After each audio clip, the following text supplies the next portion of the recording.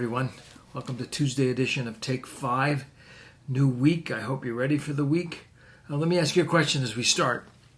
Are you an optimist or a pessimist? Is your cup half empty or half full? I guess for the most part I've been accused of being an optimist. I try to see the potential, the positive in things. Every now and then I'll drive people crazy, but it's okay to live that way. The reason I bring that up is we're in a series where we're looking at the wisdom in the book of Ecclesiastes that sees life as an enigma. It's a vapor. You try to grab it and you can't get quite the meaning of it. We're going to look at some wise sayings in Ecclesiastes 7 today and even on Thursday, I believe. And the wise sayings today begin with a sense of pessimism. And you think, well, what's wise about that? Well, let me have you listen to this with your thought about are you a pessimist or an optimist? And listen to these words, and you're going to think, this guy's having a bad day. Listen to these words. A good name is better than fine perfume. Absolutely.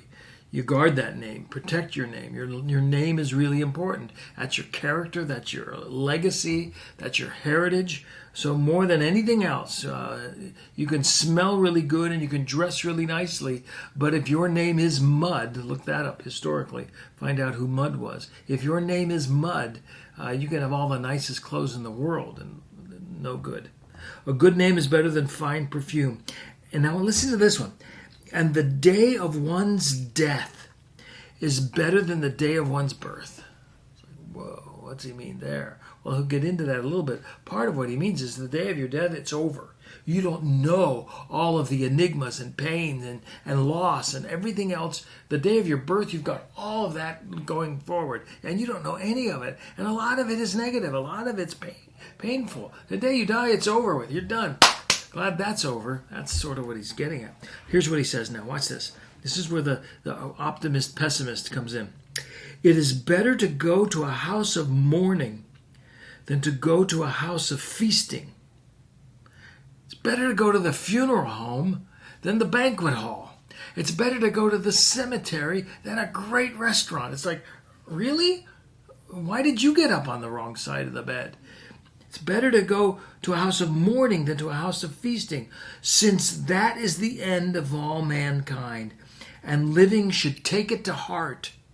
That's a little bit of where he's going. Living should take it to heart.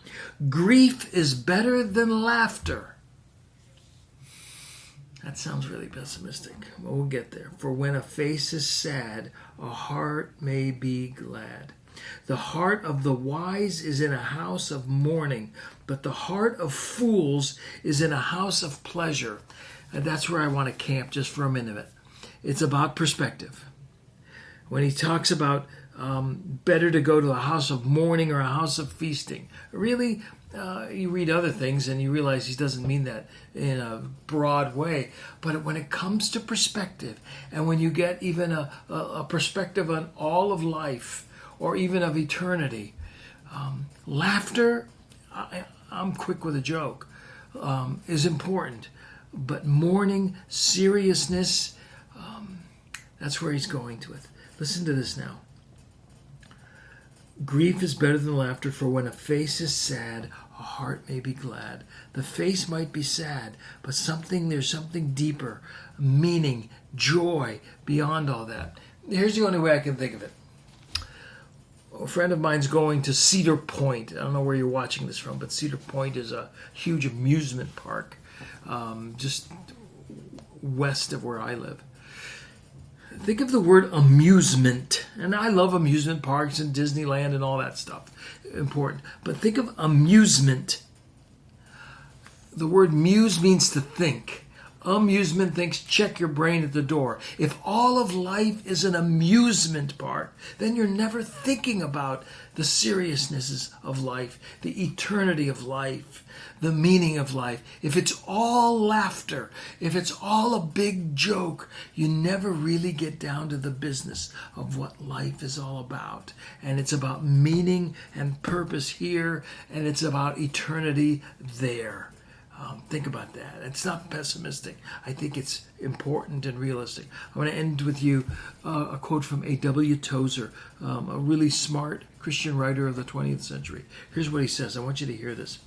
And it's going to sound severe, but I'll leave you with this and you can deal with it.